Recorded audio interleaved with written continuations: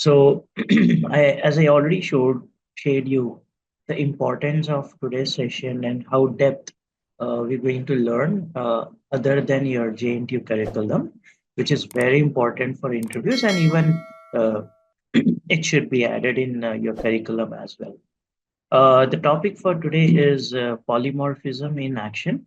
Okay, same name and different approach. So we will see what exactly this means.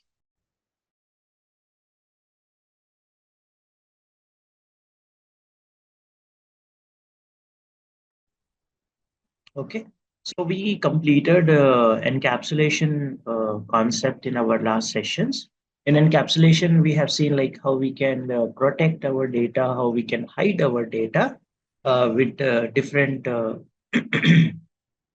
things like packages and access modifiers, and how we can control uh, the visibility of your data, the availability of your data, okay, in different aspects. Now we will be getting into the second important pillar of object-oriented programming, which is nothing but polymorphism. Now let us get started with polymorphism, and we will try to understand what is polymorphism. Okay, and mostly I told you today we will be concentrating on method overloading. Okay, which is a topic from polymorphism. So moving forward, you will see what different ways you can implement polymorphism. So basically, polymorphism derived from the Greek word. Poly means many, and morphs means forms. In short, polymorphism means many forms, having many forms. Is a fundamental concept in object-oriented programming. So other than encapsulation, it's one of the most important and most trickiest topic in interviews because this topic is so depth. Today, we will also see like how things evolved from Java 1 to Java 5. As I told you, like the beautiful thing about Java, or mostly if you wanted to clear your interviews in Java, the most important thing what you should know is, sorry. So what you should know is how things evolved from the earlier version to the latest version. And that's what our major focus will be in these kind of sessions. Keeping JNTU syllabus in mind, we will make sure like you will be getting always additional learning so that you can get ready for your interviews as well. Okay. So as per the dictionary, the polymorphism is the occurrence of something in a different form in a particular. So having different form of a particular is basically called it as polymorphism. Is in general, uh, we see this kind of polymorphism behavior in real time as well. If you look at as per the biology, the polymorphism is nothing but the existing different forms of species is also a kind of polymorphism. Now let us see what exactly polymorphism in object-oriented programming. So the same principle is applicable in object-oriented programming, where the object decides what behavior will be called or what behavior will be invoked is basically called it as polymorphism. So moving forward, we will take some realistic examples to make you understand what exactly polymorphism and how we're going to implement this polymorphism. Okay. So basically in Java, polymorphism is implemented in two main ways. One is called compile time polymorphism, which is also called as method overloading, early binding. And the second concept is runtime polymorphism, which is also called as method overriding or the late bind. So it's a very big concept, I can say. And I can say almost 60-70% of your interview questions will be covered from this area because especially this area is so depth and so confusing. So people, if you have a very depth understanding of polymorphism, it means you can clear your interview very easily. Okay. So today we will be starting with compile time polymorphism. Okay. Moving forward, after our inheritance concepts, we will talk about runtime polymorphism because here it will be implemented with inheritance. So it will be implemented with inheritance. So we will be seeing runtime polymorphism later. But keep in mind that polymorphism is implemented in two different ways. So you get a lot of questions like what is mean by early binding, what is static binding, what is static polymorphism, what is compile time polymorphism, and what is method overloading. So you may get different ways of asking these questions. Okay. So getting into compile time polymorphism, method overloading, or early binding. So let us see why we call it as early binding or why we call it as static binding and what exactly this method overloading is. So early binding is also known as static polymorphism or compile time polymorphism is the process where the compiler determines which method to execute based on the method signature. Okay, so in early binding, why we calling it as early binding or static polymorphism? Because here the compiler is going to decide. Okay, the compiler is going to decide which method to be executed before you run the program. The compiler will decide which method to be executed based on the method signature. What comes in method signature? The method name and the parameter list. The method name and the parameter list comes under the method signature and the reference type of the object at the compile time itself. So as it is getting decided at compile time, which method to be called, which method to be invoked, that is why it is called as early binding or static polymorphism or compile time polymorphism. Because here the compiler is deciding which method to be called based on the method signature, based on the method signature. So when we actually start implementing an example, you'll get some better clarity. But let's have the definitions clear first, theoretically, so that you can understand the practical aspect easily. So early binding means the method call is resolved at compiling, not at the runtime. That is why we call it as an early binding, because here the compiler is deciding which method to be called, okay, at the run at the compile time, not at the runtime. So that is why we call it as early binding. It's a very common terminology we don't find in our JNTU curriculum, but in interviews, na, basically we get confused with early binding and late binding. There are a lot of terminologies like what is dynamic method dispatch, what is late binding, what is early binding, okay, why it is called static polymorphism, what is runtime polymorphism. All these simple concepts, simple topics makes you confused to answer things properly. Okay, so please do remember these terminologies and make sure like you can able to justify with good examples. Now, method overloading is when a class has multiple methods with the same name but the different signature. Okay, so when we call method overloading, a definite question for your Viva as well as for interview, but this direct questions can be there for Viva. So they will ask you what is polymorphism. Already we discussed the definition for the polymorphism. Okay, now what is method overloading? Method overloading is when a class have multiple methods, meaning more than one method with the same name, but different signature, which is not allowed in other languages. Let's say if I ask you to do the same in C language does not support polymorphism as it is not an object-oriented programming language.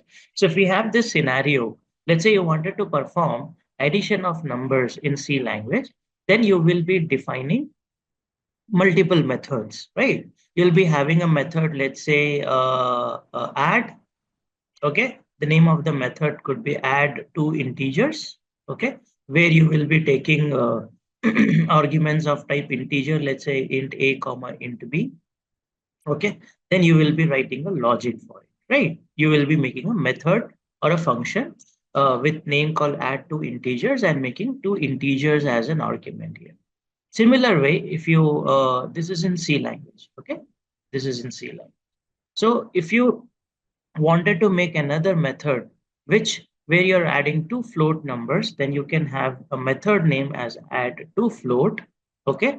And then you can say int a comma, float a comma float b, because here I'm just adding two float variables, float a comma float b, then you will be writing the logic for adding these two floats. Similarly for double, And even if you have three arguments, you'll be having add three integers, add three floats, add three doubles. So you can imagine you may be making hundreds of methods, hundreds of functions which perform the similar activity. Okay, similar activity. But the most critical thing here is not implementing. The most critical thing here is a user has to remember these 100 names just to perform one action. Just to perform one action, he has to remember 100 names, which is very difficult, right? Because if you, by mistake, if you use a wrong method with the wrong parameters, you end up with a compiler error. And remembering these many names for a particular function is not actually possible. Okay, so that's where this polymorphism concept comes in picture, where Java says that you can overload the method.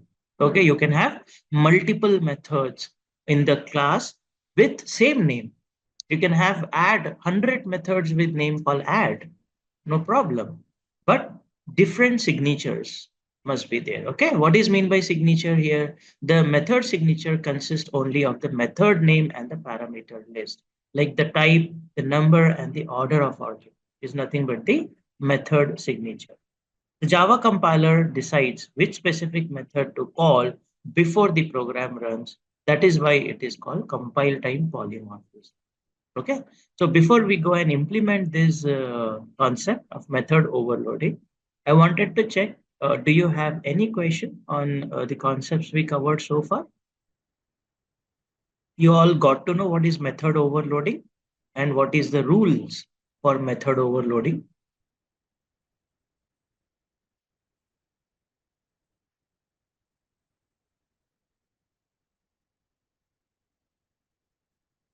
Okay. So meantime, I'll explain you with an example, a real-time example where you can see this method overloading.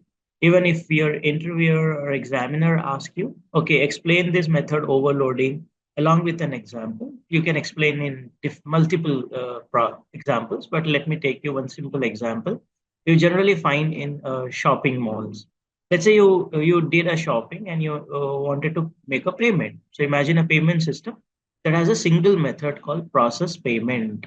Okay, but need to handle many types of input. The input payment, the process payment can have multiple methods implementation. One could be for credit card, different logic is required because here you need to add processing charges and other charges. UPI payment has its own implementation. Wallet payment has its own implementation. Cash payment has its own implementation, right? But the method name is same. Okay, method name is same. You just click on process payment. Then based on your input, whether it is credit card, UPI, wallet, or cash, based on these things, it will decide, okay, the payment. It will decide the payment. So you may think like the process payment is only one, but you can see that it is a multiple functions or multiple methods available with different implementation. Different implementation. So the way the system Java compiler decide which exactly the payment logic to run is through method overloading result. Now, let me, this is a general example. Let me explain you with a predefined example, like how Java actually implements method overloading. A very common method you have, let me just show you. So you have a very common method from the IO package. Okay, when I say java.io, there is a class called print stream. Okay, there's a class called print stream. Now, can somebody tell me like what method you have used from this print stream class? You might have used the methods number of times. So can you tell me like what method you have used from this print stream class? Have you ever used this class, I mean package? Have you ever imported this package? Have you ever used methods from this print stream class? Nice. You have used print method, right? Print method. So what do you think, guys? Let's say, for example, I go here in Java. Okay, I go here and let's say I'll be calling something like system dot out dot print ln. or print method or println method, whatever, I will be printing a value, let's say called 23. I'll be valuing, I'll be printing this value called 23. Okay. Then I will be again, let's say I'll be calling system dot out dot print method, print method. Let's say I will be printing something like 2.3. Okay. I'll be printing here called 2.3. Similar way, I may have something like system dot out dot print. Okay. And then let's say I'll be printing a string. Let's say I'll be printing hello. I'll be printing hello. Looking at these different examples, can you tell me, am I calling same method every time? The print method? What do you think? There is only one print method inside print stream class. What do you think, guys? Do you think we have only one print method? See, slowly we are going to make, we're going to get into the depth of this concept. So as usual, your interactions are very, very important. So thank you, Navya. Thank you, Monica. So you mean there are multiple methods internally, Navya? That's what you mean? There are multiple print methods inside? Okay. So when you're passing integer here, which method is exactly getting called here? Which method is getting called? The print method with an integer argument, right? Okay, the print method with an integer argument is getting called. Okay, so as Navya says, like it looks like we are calling one print method. You might have used print ln for number of times. You never thought that whether you are calling one print method or there are multiple print ln methods are available. Simply you without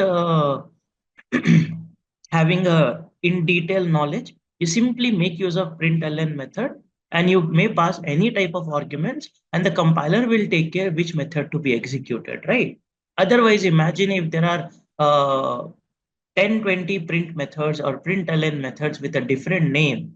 You need to be very careful, right, while calling the exact print method. And this is where you can see the beauty of method overloading. Okay, because you're already using this method overloading from day one. You have used this print and println methods for hundreds of times, and you never bother whether you are passing integer values, you are passing float or double values, you're passing string. You never bothered actually. Okay, so here you're actually calling which method, guys? What arguments you're passing here? Which method you're calling? The print with a double argument, because you know that by default it will be treated as a double. And similarly here, you're actually calling the print method with string. Okay, java.lang.string. Okay, so you are actually calling the different print. Now, if I go and show you in java.io.printstream class, actually, you will see these overloaded methods. You'll see these overloaded methods. Now, you can see here that the print method, we have number of print methods. The print method with a Boolean argument, the print method with a character argument, the print method with an integer argument, the print method with a long argument, the print method with float, with double, with character array, with string, with object, with empty also. So, so you can see here the print and println method. There are a number of print and println methods available with different argument but having same name. This is called method overloading. This is called method overloading. So what is method overloading? Method overloading is having multiple methods in the same class. Having multiple methods in the same class with the same name, but different parameters, different parameters. Either the name of the type of the parameters will change or the number of parameters will change. Clear for all what is method overloading as per the definition and the example? Okay, thank you. Thank you, Sangeeta. Thank you, Swastik. a quick response from others as well. Navya, thank you. Okay. So with this, we will be getting into, thank you, Shri. So we will be getting into the rules for method overloading. Okay. So what are the rules for method overloading and what are allowed and what are not allowed? So basically, overloading methods differ in at least one of these ways. Different number of parameters. Different number of parameters. So suppose we have add, okay, with integer a comma integer b. Then if you wanted to make another method as add, then it must be different in number of parameters. You cannot have a method overloading with the same type of parameters or same number of parameters. Okay, if the type either type should be different or the parameter should be different. So is it a valid way of method overloading? Yes, it's a valid way of method overloading because here the number of parameters are different. So here add with 2 integers and here add with 3 integers. So the number of parameters are different. So it's perfect method overloading. It's perfect method overloading. Then we have type, either should be different in type of argument.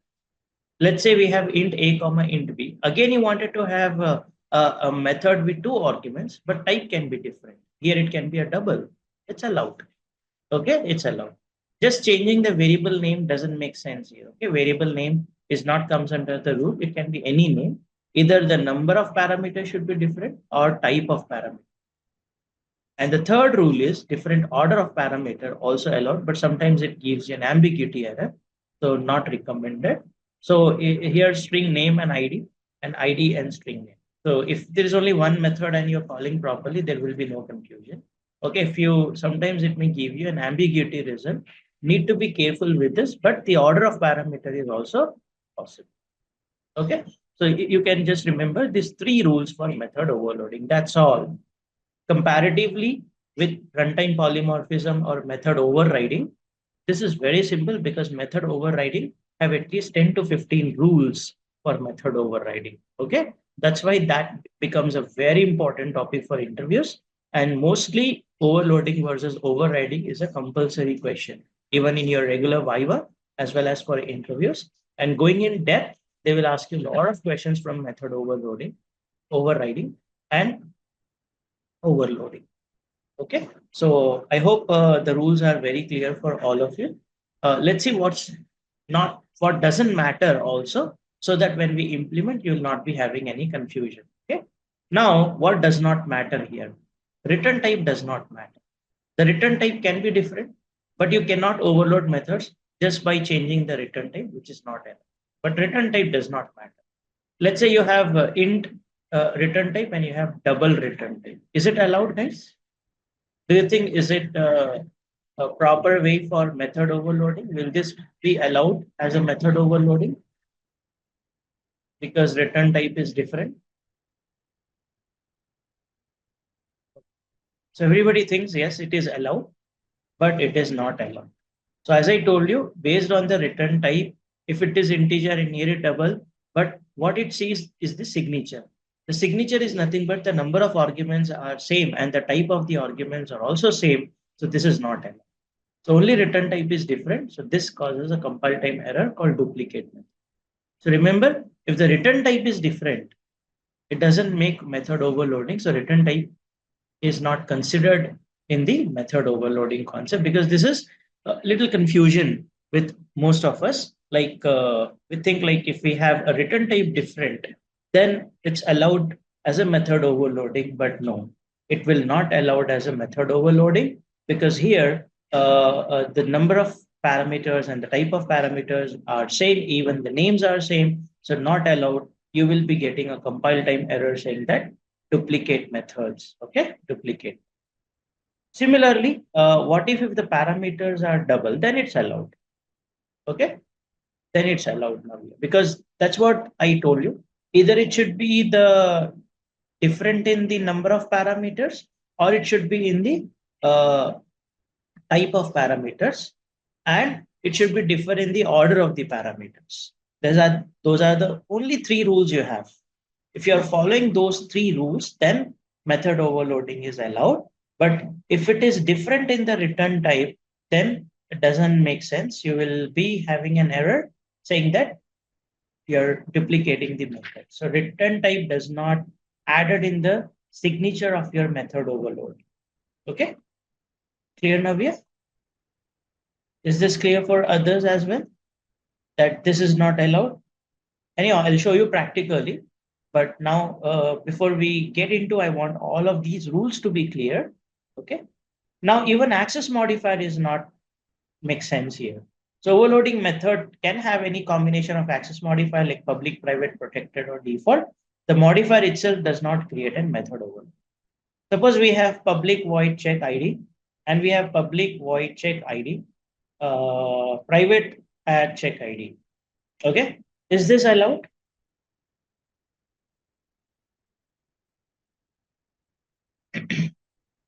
Is this allowed for method overloading?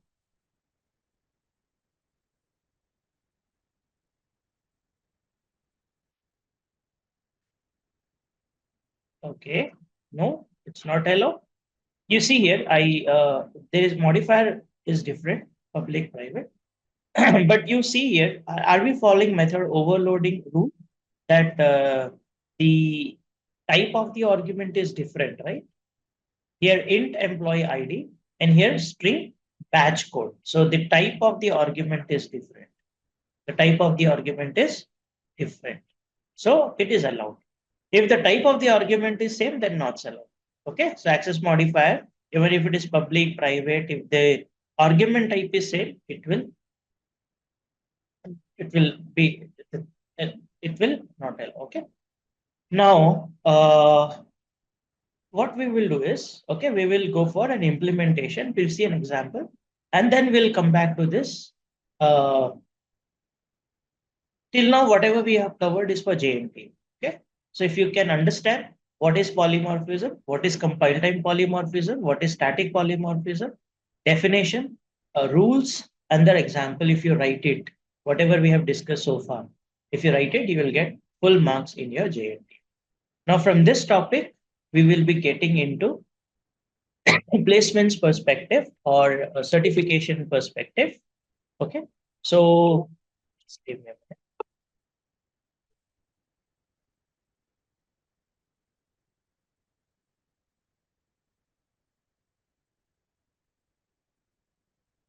Okay. So, before we get into this depth of this thing, we will go and see an example. Okay. So, let's implement and we will see all the rules uh, in action, whatever we discussed so far, how we are actually implementing it. We will see all that, those things in action. Okay. Now, what I will do is I'll make a class here. Let's say we have a class called test. Okay. And I don't know what is the name of that class. Okay, fine. So, cannot see this.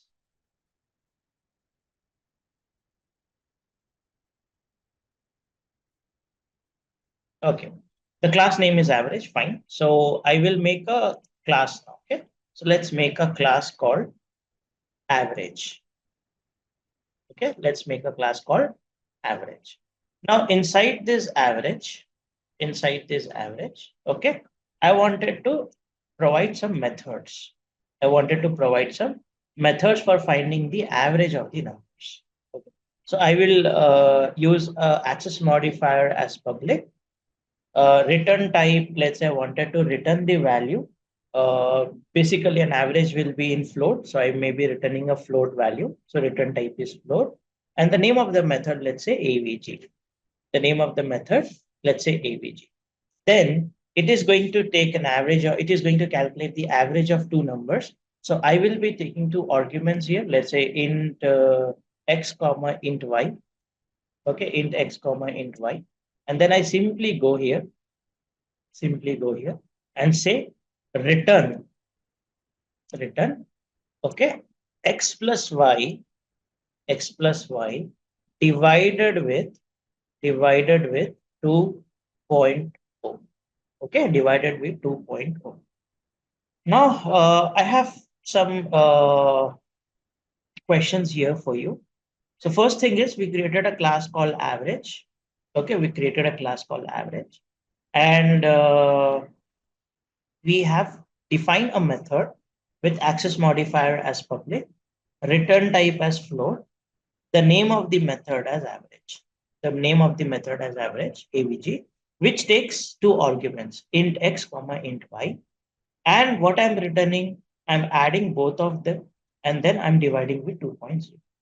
Now, my first question to everyone, why I'm writing 2.0 here? Why not just 2? Why not just 2? Why I'm writing 2.0? Okay, because return type is float, that's why you're writing 2.0. Okay, it's not like that. Even if I write 2, it's okay. The return type can be float. Okay, but this is basically called it as integer division. When the numerator is integer, the denominator is integer. Okay, when the numerator is integer and denominator is integer, let's say here, if I can show you, what will be the answer if I say 5 divided by 2? Same like as in C language. 2, right? Because it's an integer division, the value will be 2. The value will be 2. So if you have to get the actual answer, what should I do here? What should I do if I have to get the actual answer? Okay. Either I have to make either of this in decimal or any one of them in decimal. So let's say 5 divided by 2.0. Can you tell me what will be the actual answer now? 2.5. Okay. 2.5, not 2.0. It's 2.5. We will get the actual answer. Okay. So make sure whenever you're using division, the reason I'm not saying 2.0 here, because I'm using float, doesn't make sense. Okay. Here I'm using 2.0 because I need to get the actual answer. Even if I use 2, nothing wrong. Nothing wrong. Okay. But there is one problem again. Even though I'm getting the actual answer, I will be getting a compilation error. See, I haven't started method overloading yet, but still I will get a compilation error. Can somebody tell me like what compilation error I may get?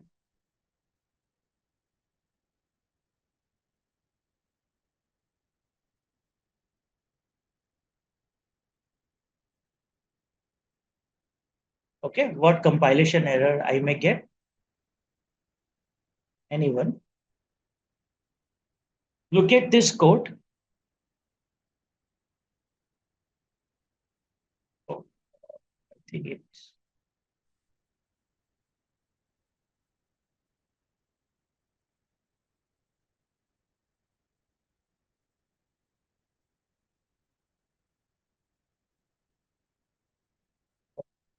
so no method found. Okay, let me wait here and see that what error you may get at this particular code. What's wrong with this implementation? Main method is there. Okay, main method is in test average.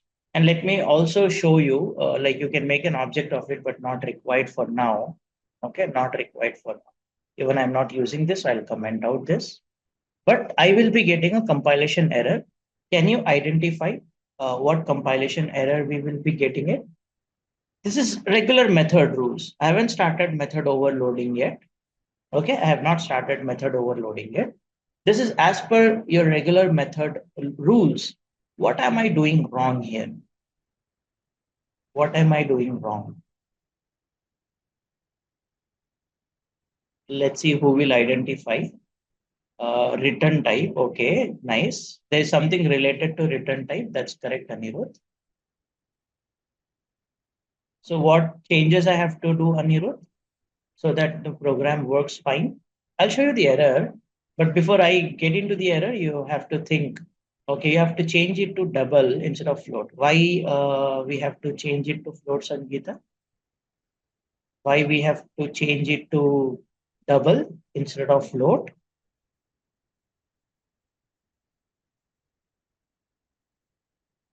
Because whatever we are getting the answer here is in double. You all agree? Yes, decimal numbers are considered as double. So we are getting the return value as double, and the type is float. Type is float. Okay. So I'm returning double, but telling that it's a float, which is a very common mistake, right? We may think, okay, it's a floating point value. I'm returning float, so it's correct because always your return value and return type should be matched. Okay. Or it should be broader way. Even if it is returning float, then we can have double, I guess. But here I'm returning double because 2.0 is a double value. I'm returning double, but the type is float.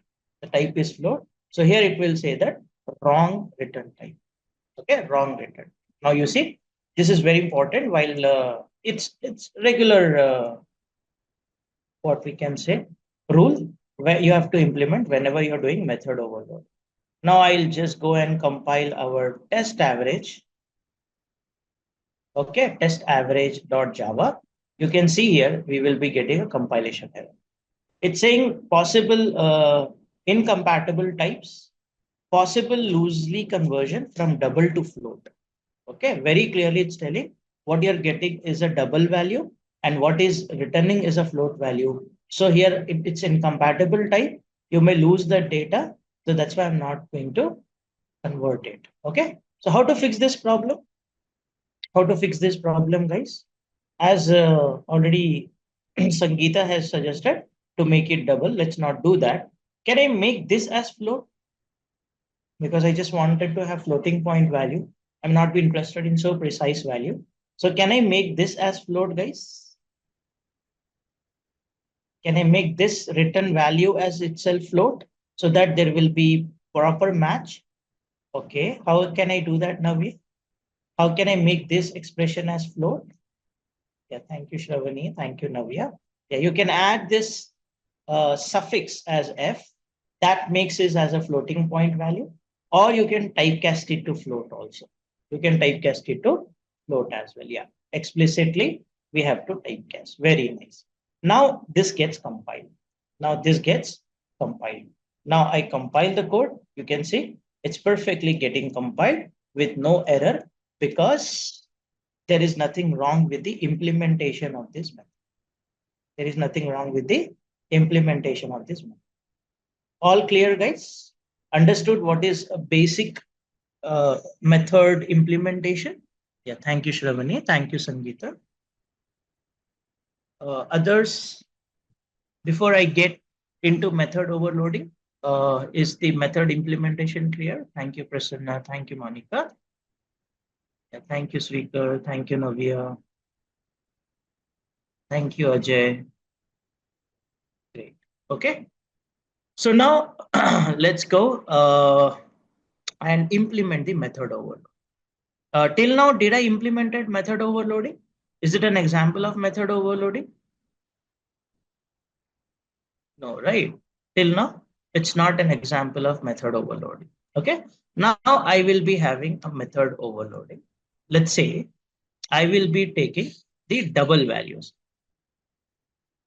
double x, comma, double y. Okay, double x, comma, double y. Okay. Now again, return type should be double now. Why? Because I'm getting the answer as double. Even if it is float, it works fine. So let's make it double for now. Okay, nothing wrong. Let's make it double and remove this f. Okay, so that the result I'm getting in double and the return type is also double.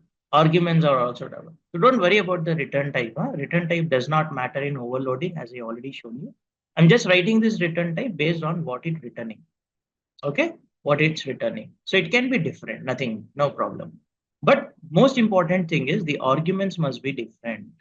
Either the type of the argument must be different or the number of arguments must be different.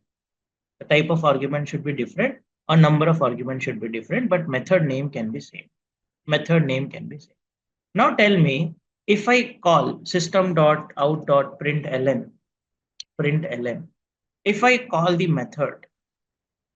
method, so first I need to make an what I can say, average. Okay, a is equal to new average. I need to make an object of this class, right? To call the methods. So making an object of the class, then I will say a dot avg, a dot avg. If I pass 2 comma 3, if I pass 2 comma 3, now tell me which method gets called now. There are two methods. Okay, there are two methods. Which method gets called?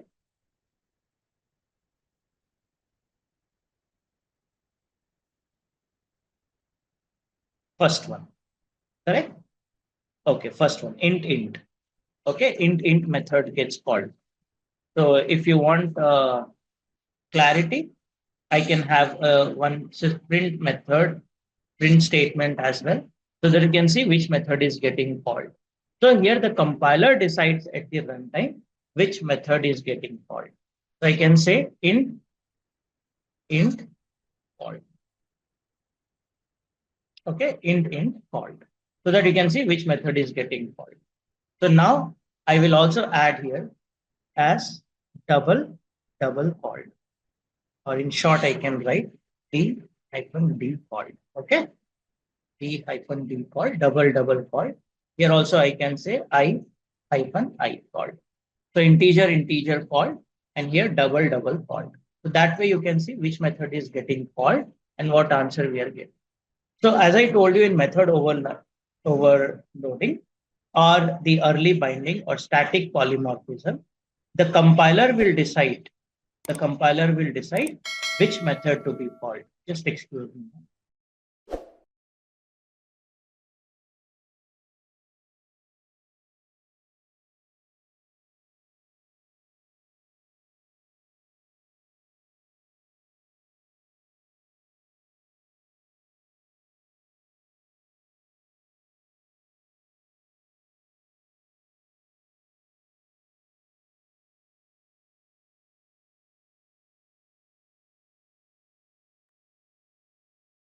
Yes, sir. So here the compiler decides which method to be called based on the arguments. As I'm having integer arguments, so integer method gets called. Integer method gets called. Okay. So now let's see whether integer method is getting called or not. So when I go here, compile my code, it gets compiled with no error. And when I say Java test average, when I execute my test class, then you can see integer called, and the answer is 2.5. So I'm getting the correct answer as well as I'm getting the correct method called. The correct method called. Now, let's say we called 2.5 comma 3.5. Okay, 2.5 comma 3.5. Now tell me which method gets called. Now tell me which method gets called. Second. Okay. Second one gets called, right? So you can see very clearly based on the argument type, okay, the compiler will decide which method to be called. So this binding is happening at compile time. That is why it is called static polymorphism, early binding, or compile time polymorphism, because here the compiler is deciding based on the arguments which method to be called, which method to be called. So when I go here, compile your code, the code gets compiled, and when I run, the code gets run, and you can see here double called. Okay, and the answer is 3.0. So this is all for your JNTU. If you can write this example, explain them well, what is method overloading, okay, what is early binding, what is static polymorphism, what are the rules for method overloading, that's enough. Okay, clear for all? Yeah, that's what we're going to get into the depth of this, Monica. Okay, so those things added from Java 1.0 to 5, there are a lot of rules got added. We will discuss one by one, but I will be expecting a lot of questions from here. I need your attention because till now it's very straightforward. Okay, we just discussed the definition. We just discussed the rules for method overloading with an example. This is what actually the JNTU people expects from. If you can do till here, okay, and if you get this because polymorphism is one of the very important concept and there could be definite question for this. If you can do till here, then you get 100% marks. Okay.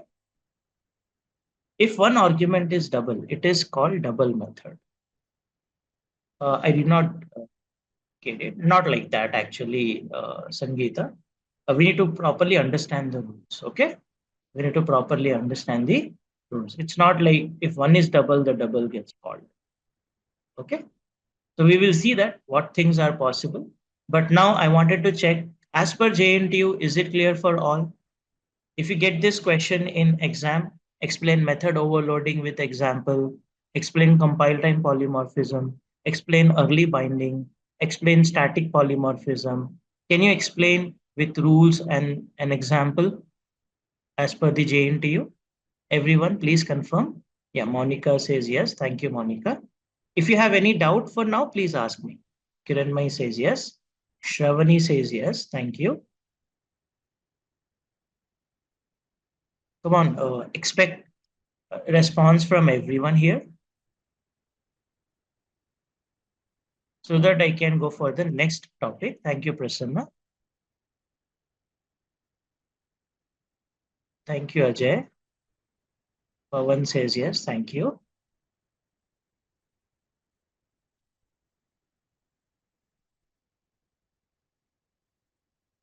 Okay, great. Okay, so let's get into what generally you are all thinking about it. Let's get into and let's discuss about it. Okay, let's go for the rules, the method resolution priority chain. What is it? Okay, what is it mean? So, just for an introduction, Java follows a strict sequential order to find the most specific method match. So it's not randomly pick the methods. They follow some strict sequential order. Okay. This hierarchy is the key to solve complex overloading questions in interviews as well as in the certification. So from here, we will be adding the topics for your interviews as well as for the certification so that you can answer such kind of questions. Okay. And definitely will be checked because if one person, two people are sitting, one studied as per the JNTU curriculum, the other studied as per the industry requirement and have a fully update. You can see who gets the preference in interviews, right? So obviously the person who has depth knowledge of that topic will get the preference. So because I was keep telling, the JNTU syllabus was very old. Even it's not covering Java 5 and Java 6 features. Okay, forget about Java 7 and latest versions of Java. So it's very old syllabus. They may have some what I can say restrictions and all, but nobody restricts you from learning because you're not just learning for JNTU. Obviously, we have to clear the exam for JNTU, but obviously, if you go beyond, then you get more confident and clearing JNTU with a very good score is easy, and also getting prepared for interviews and the happiness you get that you know a lot of concepts is the most important thing here. Okay. So keeping that in mind, let's get into the depth of this concept. So whatever we have seen till now is the exact match rule. Okay, exact match rule. Whatever we have seen till now is the exact match rule. Because here, when I'm just passed integers like 2 and 3, then you told me that integer gets called because it's getting an exact match. It's getting an exact. It's okay. When I just pass 3.5 and 2.5, then double gets match. Okay, there is an exact match, and the exact match is happening. So if I pass integer is getting called. If I pass double, double is getting called. But now what if I say 2.5f and 3.5f? What does it mean then? Which method gets called now? Do we have a method with exact match? Do we have a method which takes float? No. So will I get error now? Will I get error? Supposed to be, right? Because there is no exact match. Supposed to get error. But Java has automatic system. That's what we're going to learn. We're going to learn what is widening, how this primitive promotion may happen, what is auto boxing, and what is variable argument. So based on these rules, it will decide which method to be called. Okay. So directly we cannot say, that's why the concepts are confusing. Directly we cannot say which method gets called, whether we get a compile time error or runtime. If you don't know these rules, obviously you will end up with a lot of confusion. So let's clear all of your confusion with these rules now, added from Java 1.0, then in 1.4, and then in 1. I mean Java 5, lot of things got added. So we will see one by one. Okay, we will see one by one what exactly this means. So the rules for which overloaded method the compiler choose are fixed and apply the strict order. This order was expanded with the introduction of new features in Java. So let's start talking about initial rule. So initial rules from Java 1.0 to 1.4 means Java before 5 was simple, primarily relies on this exact match and widening, which was added in Java 1.0 and Java from the beginning it is there. Okay, from the Java first version, exact match and widening is there. And this is where actually most thing asked in interviews, what feature added in which version?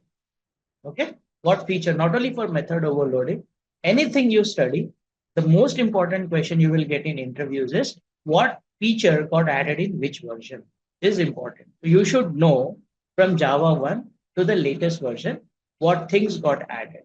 Okay, even if you take a small example of for loop, there is an enhancement of for loop from Java 1.0, then in Java 5 things got added, in Java 7 things got added. So even simple for loop has a lot of enhancement in every version of Java. So this is very important. Like you need to know from which version these rules got added. So this exact match and widening is there from Java 1 onwards. Okay, is there from Java 1 onwards. But from Java 5, a lot of things got added. We will talk about it. We'll talk. Now I was talking about the exact match rule, right? Which was there from the beginning. So this is the highest priority. If the method has a parameter list, if the method has a parameter list that perfectly matches the number and the data type of the argument passed, the method is selected immediately. The method is selected immediately. So as I told you here, if you are passing integers, if you are passing integer, then there is an exact match of integer. This method gets selected directly. Method gets selected directly. Okay. If I am passing double, there is an exact match. The method gets selected directly. Even if we have, let's say for example, even if we have one more method, even if we have one more method with 3 integers, let's say I wanted to find the average of 3 integers. Is it allowed in method overloading? 2 integers and 3 integers with same floating point value, is it allowed? Yes, because here the number of argument is different. So I can say I call integer called, and here I will just add this z, and also will change to 3 right? 3.0 I will change. Now if I pass 2 comma 3 comma 4, which method gets called now? Which method gets called? 3 integers, right? 3 integers, correct? So 3 integers get called. So can I say this is exact match? Can I say this is exact match? Yes. Okay. Acha, I have taken Y, it should be Z. It's typing mistake. Okay. So it should be Z. Now I will just go here, compile the code. Okay, the code gets compiled. Now I run the code. You can see here, when I run the code, I'm getting 3 integers called, 3 integers called, and answer is 3 point. Answer is 3 point. So this is called exact match. So if I'm passing 2 integers, do we have exact match? If I'm passing 2 integers, do we have exact match? No, we don't have 2 integers as an exact match. We have, right? We have 2 integers with an exact match. Okay. If I'm passing 2.3f, 3.4f, do we have exact match? Do we have exact match for this? Yes. Do we have float? float comma float. You see, we have three methods: int comma int, int comma int comma int, and double comma double. Do we have exact match? Okay. What do you think? Will I get compile time error? Will I get compile time error? Okay, nice. Actually, here the second rule applies. That what Java do is, if there is no exact match, it will check for widening. Widening. Widening means converting from smaller type to the bigger type. So float can be converted to double. You agree? Float can be converted to double. Yes. So here exact match is not possible. Then it will go for the second rule. The second rule is, if there is no exact match, fine. The Java compiler look for any widening is possible or not. Yes, widening is possible, double comma double. So double comma double gets called and we get the same result. We'll get the same result. But double comma double is getting called. We will not be getting compile time error, even though there is no exact match. We will not be getting compile time error because widening is possible. Because widening is possible, double comma double. So I'll show you with output, then we will go and discuss. So when I clear the screen, okay, compile the code now. The code gets compiled with no error. Supposed to give a compile time error because there is no exact match.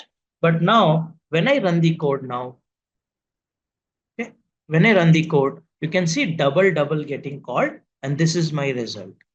Okay, this is my result, and I'm getting double double called. So we are not getting error, right? So whenever there is no exact match, okay, whenever there is no exact match, then the widening will happen. So let's say we are calling m of 10, where 10 is an integer. It will call a method with an integer. That's what happened in exact match, right? What is widening? Okay. Now we have a question before we go for the next thing. Let's see whatever we have discussed so far, whether you have understood or not. A quick question from TCS. Okay. So let's say we have a class called test. We have a method called show with integer, and we have a method called show with long. Okay. And then close this. Then we have public, static void main, creating an object of the test class, and then calling the show method with 10. Now tell me which method gets called. First of all, tell me, is it overloaded properly? Is it overloaded properly? Yes, okay. Then which method gets called now? Integer method gets called. Okay, why integer method gets called?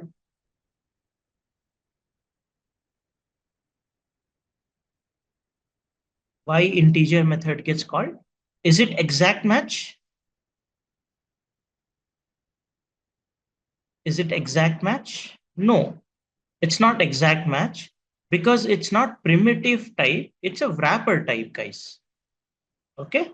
Primitives are different, wrappers are different, remember. So this is no exact match.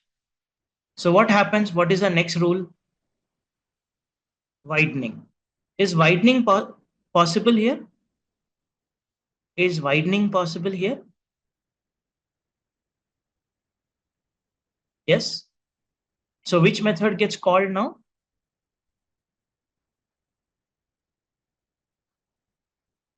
Second one. Okay. Second one gets called. So you will understand moving forward, but just to make you understand, there is no exact match. So we will go for widening. So the correct answer here is long. Int 10 is an integer literal.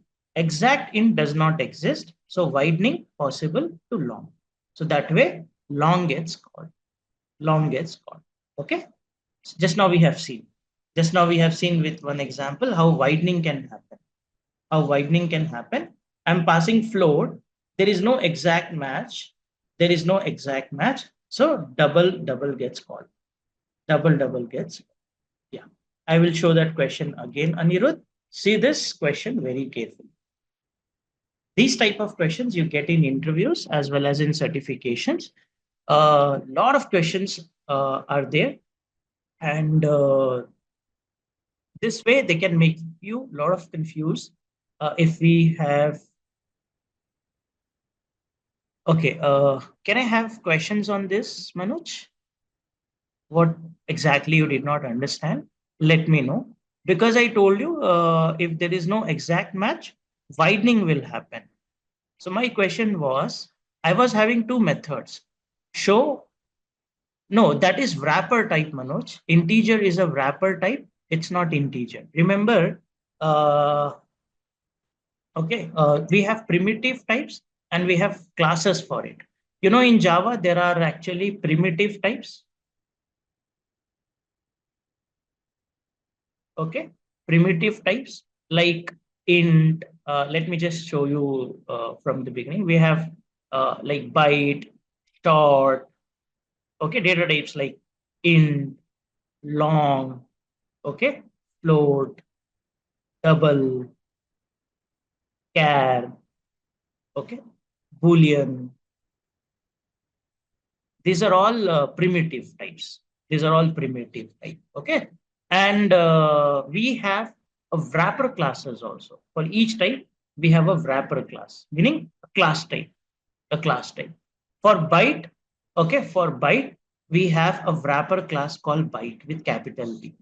This is called wrapper class. Okay.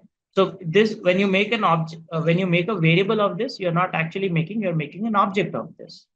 So there are two ways you can actually use data types in Java. One is primitive type and one is wrapper type. We use primitive type because performance wise it's very good. Okay. So it's fast. So that's why primitive is recommended. But wrappers type is also allowed. Whenever required, you can also go for wrapper type. For short, we have a wrapper type called short with S capital. For int, we have a wrapper type called integer. Now I hope it's clear for you, Manoj. So integer and int is not same. Int is different and integer is different. Okay. Int is a primitive type. Integer is a wrapper type.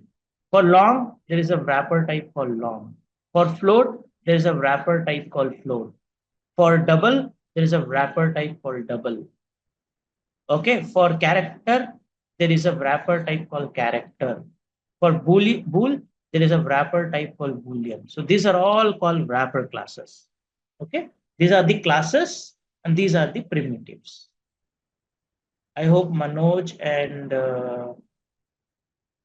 Speaker, is this clear for you now that they are not same?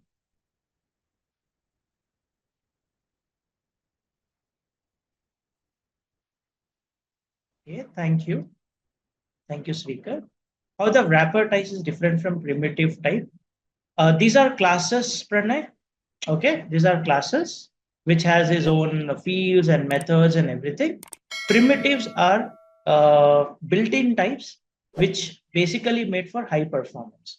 That's the reason Java is not considered as purely object-oriented because it do support for primitive type. Whereas Python has no primitive type, it has only classes. So whatever the data types you use like int, float, okay, all these types in Python are classes, whereas Java has both. So that's the basic difference between primitive type and the wrapper type, because wrapper types are the classes. You can make an object of these classes, or you can make use of primitive types. I told you primitive types are fast based on the performance. Primitive types are preferred to use in regular coding, even though you can go for wrapper classes, but rarely people uses wrapper classes because it could be slow, because it takes a lot of space as well. So performance wise, it's not good. So that's why we generally go for the primitive types. Correct, Prerna?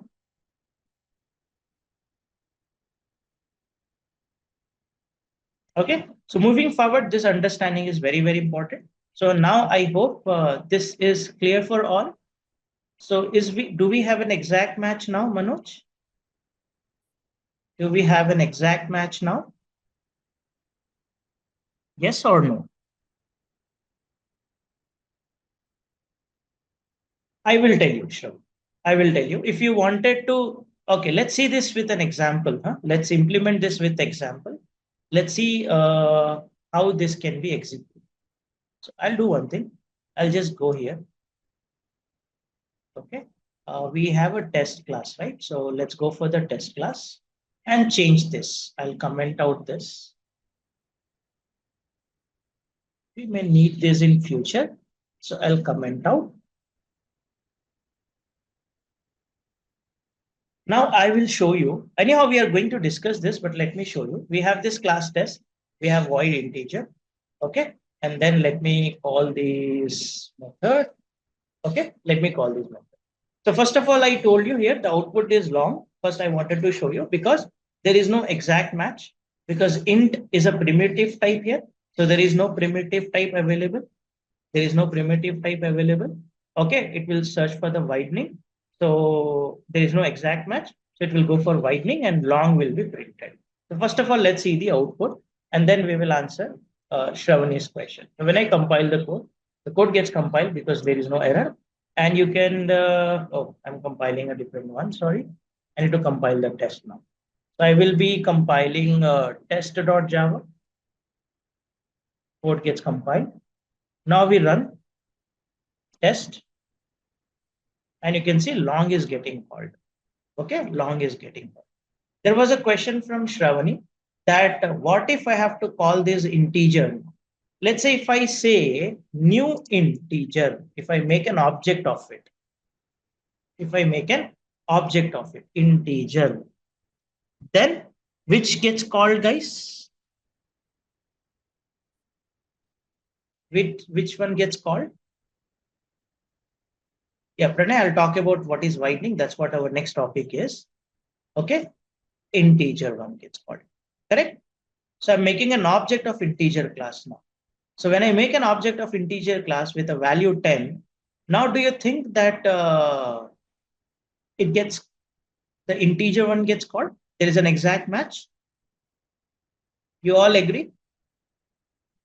There's an exact match now.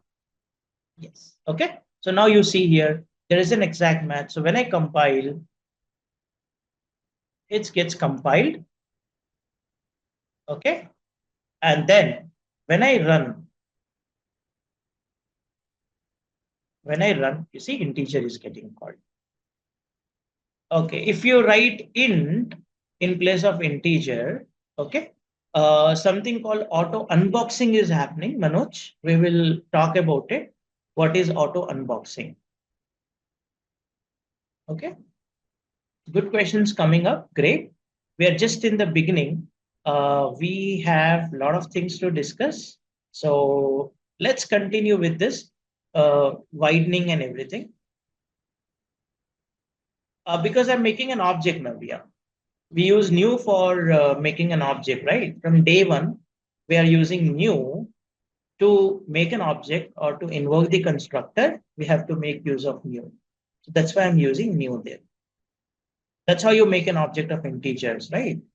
So if I ask you to make an object of any of this class, like byte, short, if you have to make an object of any of this class, you cannot declare like primitive. You have to do like this. Integer, okay, I is equal to new integer. Correct? This is what we have learned from day one, that you have to create an object of any of the class. This is how you can make an object of the class. So I'm just using this part because I don't want a reference. I'm simply making an object and calling that variable. Okay, great. Very nice, guys. Please keep it up. Whenever you get a doubt, you please ask questions. So now you can see how depth we have to go for our topics. So a lot of questions can be expected and going good. But whatever the questions you're asking, I have everything in moving forward in these slides. So you'll get everything get answered in some time. Now, uh, there was, we have answered all this question. Now let's go for widening. So as Manoj has asked, Pranay has asked, what is exactly widening? So now we have already seen what is widening, but let's see with the definition. So if an exact match is not found, if the exact match is not found, the compiler attempts to automatically promote a similar primitive type to a larger one. Okay. So what is widening? It compiler automatically promote the smaller primitive type to larger one. See, widening will only happen with primitives, not with classes. Huh? So try to understand primitives are different, wrappers are different. So what is widening? Converting from integer to long, long to float, float to double is called widening. So widening always moves to the larger primitive size. Renee, is this clear for you?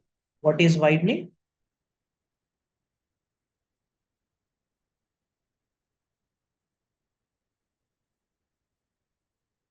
Okay, thank you, Pranay. Manoj, I hope you also had the question regarding widening. Is this clear for you? And others can also say, is widening clear for you all? Thank you, Manoj. Thank you, Pranay. What about others? Is widening clear? If we only have public long exist and we call with this 10, okay?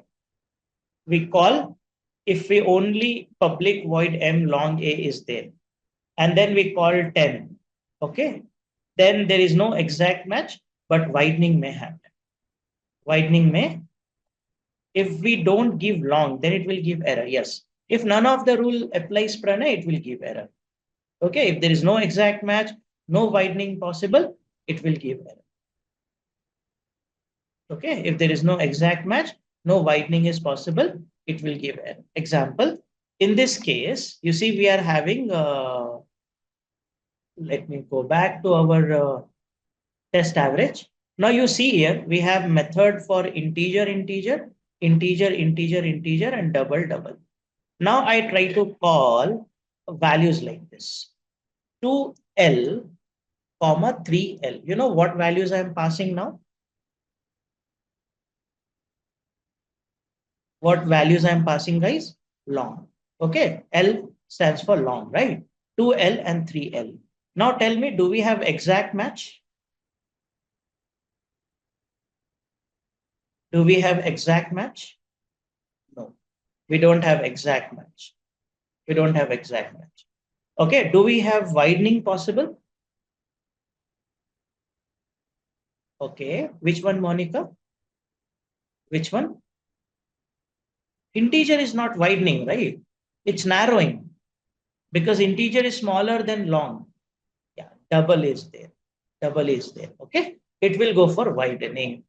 It will go for widening. Okay. So now you see double double gets called. Even I'm passing long, double double gets called because it will look for widening. It will look for widening. So I will also show you if nothing matches. So when I just compile the code, oh, sorry, I compiled the wrong code again. So I need to compile test average. So let's compile test average. The code gets compiled. And now when I run test average, you can see double double getting called. Rana, is this clear? That even though I'm passing long, there is no exact match. It will go for widening. Now you see why it's not calling integer? Because it's narrowing. It's narrowing. Okay. Now let's say we pass true comma true. True comma true. Okay. True comma true. Now tell me which data I'm passing now. Which data I'm passing? Boolean. Okay. Boolean I'm passing. Do we have exact match? Does widening possible? So we will get compile time error. So if there is no exact match, no widening possible, I will be getting a compilation error. You see how briefly the compiler will tell you. Now when I compile, the compiler will tell you no suitable method found for Boolean, comma Boolean. Not applicable for integer, integer because it is Boolean cannot be converted to integer. Double double not match because it cannot be converted to integer. So it's telling you we have two methods with two arguments, but no match is found. So I hope it answers your question, Pranay. When there is no exact match, no widening possible, then you will get compile time error saying that no suitable method found. Okay. Very detailed explanation it will give why these methods are not getting called. Thank you, Pranay. And for others also, is it clear? Is this clear for others as well? Great. Okay, so I thought we will cover this topic and we'll go for a test, but I don't think we will able to cover this topic. Now I have few questions to conclude and actually have to continue this in the next class and then followed by a test. Okay, because I don't want to wrap things quickly. There are a lot more things to be discussed. So we will that in next class. But let me have few questions from different companies. So this has been asked in Wipro. Now look at this and tell me what happens. We have show float. Okay, float is there. Then we have double. Okay, double is there. And then we are making an object of the test and we are calling 10.0. Which one gets called?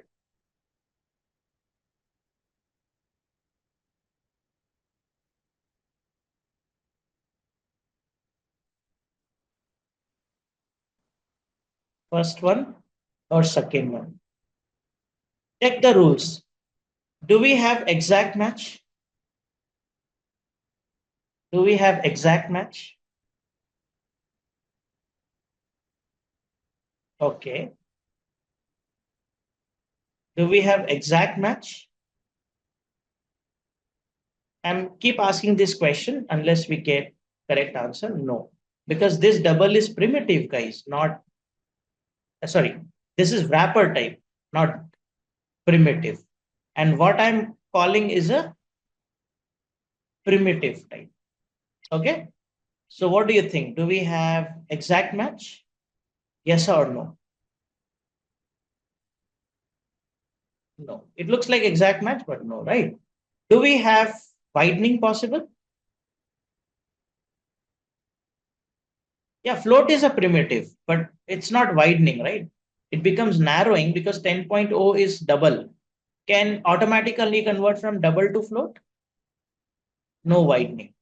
So no exact match, no widening. Then what happens? Error. Okay, so we will be getting double wrapper. Why? Supposed to get compile time error. Okay, so is an integer literal. This is what we call it as auto boxing or auto unboxing. I will talk about it. Okay, so keep this in mind. Actually, when we look at this, we generally think that it will give error because there is no exact match, there is no widening possible, but there is something called auto boxing and auto unboxing, which added in Java 5. So we will be talking about it actually. So I had this question so that I can start with the next topic. But you see, this two things got added in Java 5. So Java 5 introduced two major features to expand the overloading resolution. Till now, we have studied from Java 1.0 to 1.4. Okay, then from Java 5 onwards, auto boxing and variable length argument has been added. So these new options were assigned specific lower priority. Why? Because this is how languages evolve. So whenever new things get added, they get the lowest priority.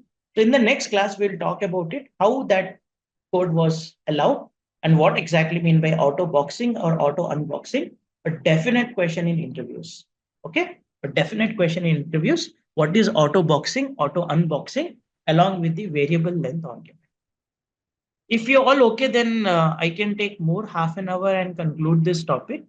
If it is okay, because again, like tomorrow is festival, right? So we may get a break for festival and then we will have a class. So it may be a long gap, but I'll keep putting questions in chat so that you can revise things. Okay, till now, whatever we have discussed, and then we can continue in our next session.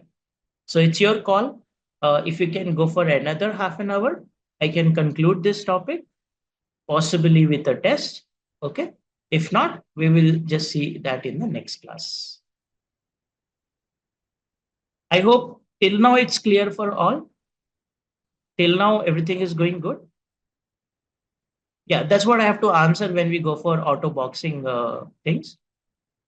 Okay, so first question for everyone is till now everything is clear. What is exact match? What is widening? Is these two concepts clear for all? That first it will look for exact match. If there is no exact match, then it will go for widening. Okay.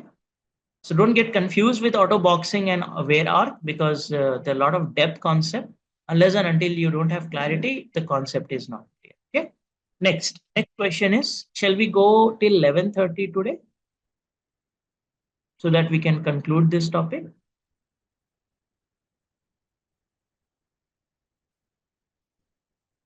Okay.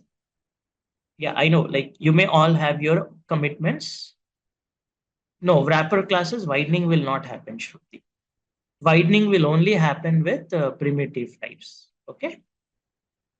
They happen only in primitive types. The concept of widening, narrowing will only happen with primitive types.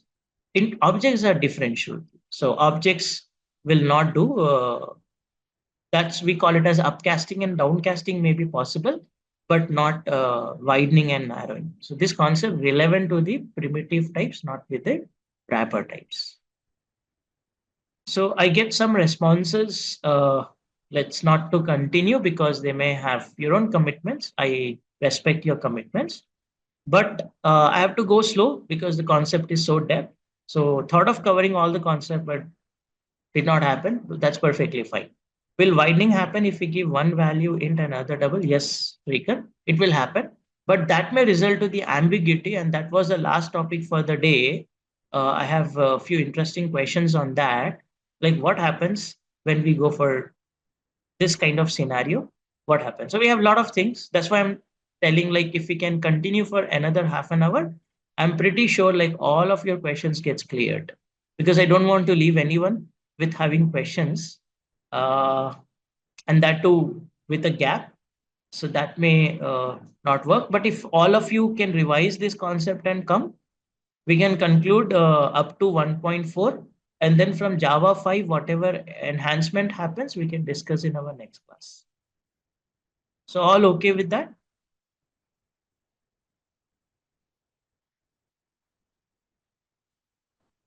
Okay. If everything is like, if all okay, I'll display the QR code. Okay, you can mark your attendance. And sorry, there are direct questions as well. What happens when we write? Then what to get the integer? Oh, okay, Shavani, I hope I have answered your question. Okay, here is the QR code for today. Please mark your attendance. Okay, so that we'll take a leave for today and we'll see you all next class. And for the next class, we'll update in the group. Once you're done with the attendance, please type done and can take a leave for the day. And happy Dasera for all of you in advance. Enjoy your festival and thank you all of you regularly joining the classes. A lot of people who maintain 100% attendance will share that attendance in the group after this break. Okay, and I appreciate like being in holidays, you all are attending.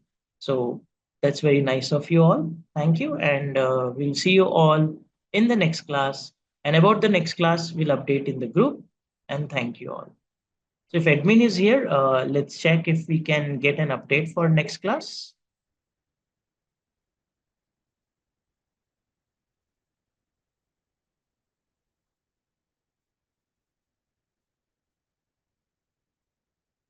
Okay, thank you, Pranay. Have a good day. Thank you, Monica. Have a good day. Thank you, Navya. Thank you, everyone. No worries. When we actually get back in the next class, I will anyhow revise the overloading for 5 minutes and then I can continue. But Shruti, if you want, you can just stay back. I'll revise this overloading concept in 5 minutes. Okay. Okay. Thank you. So if you are done with the attendance, please can take a leave for the day. We'll see you all in the next class. Okay. And now just let me revise this overloading. You want me to explain this with example, Shruti? Okay. So what we did is we created. Okay, just a revision. Okay, fine. So what actually we started with method overloading. I told you we call it as method overloading when we have two or more methods with different parameters or different signature is called method overloading. So this could be a perfect example of method overloading because I'm trying to calculate the average of two integers and average of three integers. As the number of arguments are different, this is allowed in method overloading. Okay, this is allowed in method overloading, and this is a perfect example for method overloading where we have a method with the same name but different parameters. Okay, where we have a method with this with the same name but different parameters. Here two parameters and here three parameters. Either the number of arguments should be same or the type of argument should be same. So we have average with two integers and we have average with two double. So this is perfectly okay. This is perfectly okay because we have type different, right? We have type different. So that way you can see here that it's called method overload. Shruti, this is clear for you? What is method overloading?